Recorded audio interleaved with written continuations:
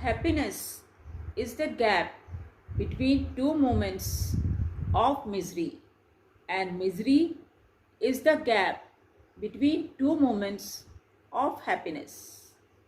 Happiness and misery should be treated alike as gifts of God.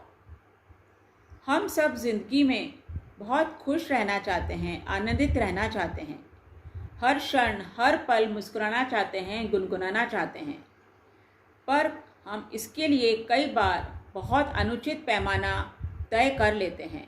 हम एक विशालकाय घर बना लेते हैं जिसमें सब लग्जरियस आइटम्स होते हैं, बड़ी महंगी कारें होती हैं, विदेशों में घूमने का प्रचलन होता है, बर्थडे पार्टी भी होटलों में बनाने का प्रचलन होता है, और इन सब चीज़ों में हम खुशियों को ढूंढने का प्रयास करने लगते हैं। पर क्या आप जानते हैं कि इन सब चीज़ों से जो खुशी हमें हासिल होती है वह दीर्घकालीन नहीं होती, परमानेंट नहीं होती, वह अल्पकालीन होती है, शॉर्ट टाइम के लिए होती है। एक समय हमें खुद ही परेशानी लगने लगेगी कि कितना मॉल में शॉपिंग करें, कितना घूमने जाएं, और हमें खुशी हासिल नहीं हो पाएगी।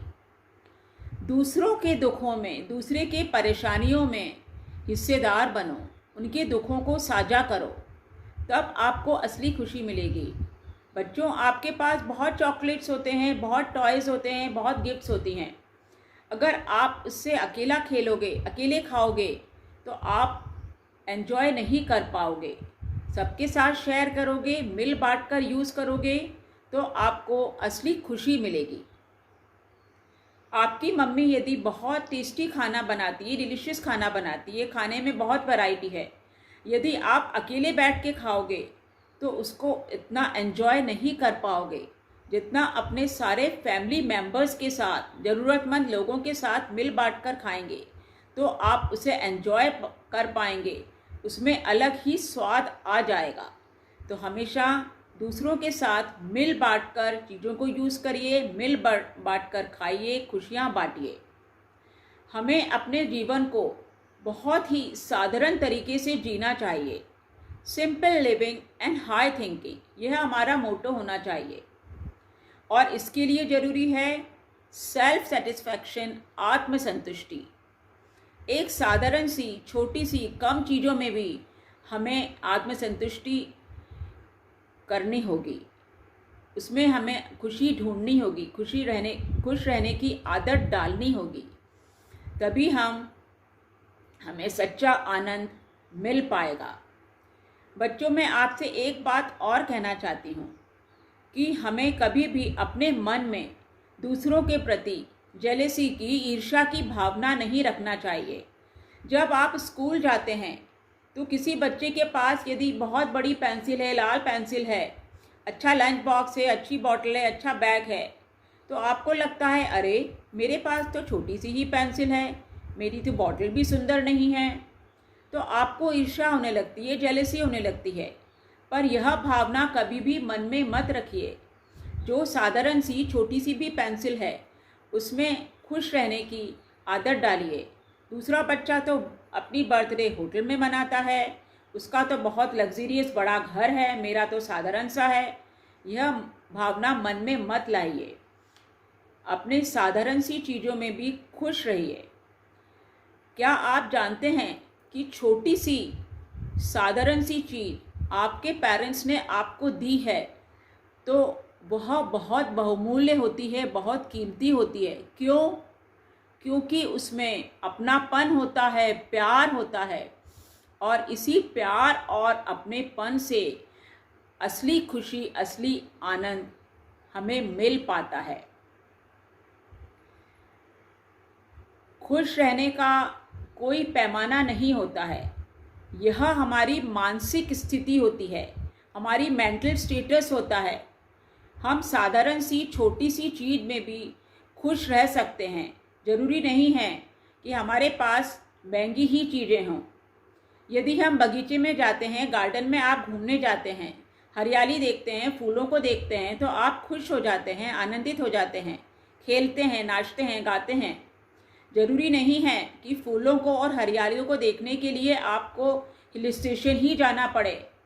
तो कम चीज़ों में भी, साधारण सी चीज़ों में भी खुशी ढूंढने की कोशिश करिए। और हाँ, हमेशा अपना एक पॉजिटिव आउटलुक रखिए। पॉजिटिव आउटलुक यदि आपका अच्छा होगा, आपका नज़रिया ही आपके बहुत काम आता है। यदि आप साधारण सी चीज़ में, छोटी सी चीज़ में भी खुश रहेंगे तो आप जीवन पर्यंत खुश रह सकते हैं। बच्चों, मैं इसी से रिलेटेड आपको एक कहानी सुनाना चाहती हूँ। ध्यान से सुनिए। बहुत समय पहले की बात है। एक राजा अपनी रानी के साथ महल में रहा करते थे। उनके बच्चे भी थे और सब खुशहाल वातावरण था। मगर राजा परेशान रहते थे, दुखी रहते थे। एक बार वह भ्रमण करते करते अपने नगर से दूर एक गांव को चले गए। वहां उन्होंने देखा कि एक मंदिर के सामने एक कुम्हार मिट्टी के मटके बना रहा है, उसमें शीतल जल भी है और मिट्टी की अन्य सामग्री भी बना रहा है, और वह बहुत खुश है, आनंदित है और भजन गा रहा है। राजा के आने पर उसने राजा को पानी दिया और बैठने की व्यवस्था करी। राजा ने कहा कि कुम्हार, क्या तुम मेरे साथ मेरे नगर चलोगे? वहाँ मैं तुम्हें सारी सुख सुविधाएं दूंगा। वहाँ तुम मटके भी ज़्यादा बना पाओगे, पैसे ज़्यादा कमा पाओगे और पैसे से तुम खुशी हासिल कर पाओगे। वहाँ भी तुम गाना गुनगुनाना, भजन गाना। तो कुम्हार ने राजा से कहा कि आप ईमानदारी से मेरी तरफ देख के कहिए कि अभी मैं क्या कर रहा था। तो कुम्हार के इस प्रश्न ने राजा को झकझोर दिया कि हाँ, मेरे आने से पहले भी ये कुम्हार खुश होके, आनंदित होके भजन गा रहा था और अपना काम लगन से कर रहा था। यह तो यहाँ भी खुश है। तो उसने राजा से पूछा कि क्या पैसे से ही खुशी हासिल करी जा सकती है? पैसे से खुशी हासिल नहीं करी जा सकती है। तो राजा ने कहा, तुम मुझे आनंदित होने का सच्चा मार्ग बताओ। तो कुम्हार ने कहा, यदि आपके पास आत्मसंतुष्टि है, सेल्फ सेटिस्फैक्शन है, तो आप साधारण सी ज़िंदगी में भी, साधारण सी चीज़ों के साथ भी खुश रह सकते हैं। पैसा वो चीज़ नहीं है जिससे खुशी हासिल करी जा सकती है। तो बच्चों, इस कहानी से हम बहुत कुछ सीखते हैं। तो बच्चों, आपकी ज़िंदगी में कैसी भी परिस्थितियाँ क्यों ना हों, कितने भी दुख हों, कितनी भी परेशानियाँ क्यों ना हों, हमेशा, हर क्षण, हर पल खुश रहने की, मुस्कुराने की आदत डालिए।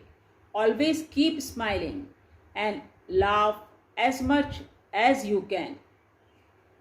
आप सब बच्चे बहुत सुंदर हैं, बहुत प्यारे हैं, पर हम हर क्षण, हर पल बहुत ब्यूटीफुल दिखना चाहते हैं।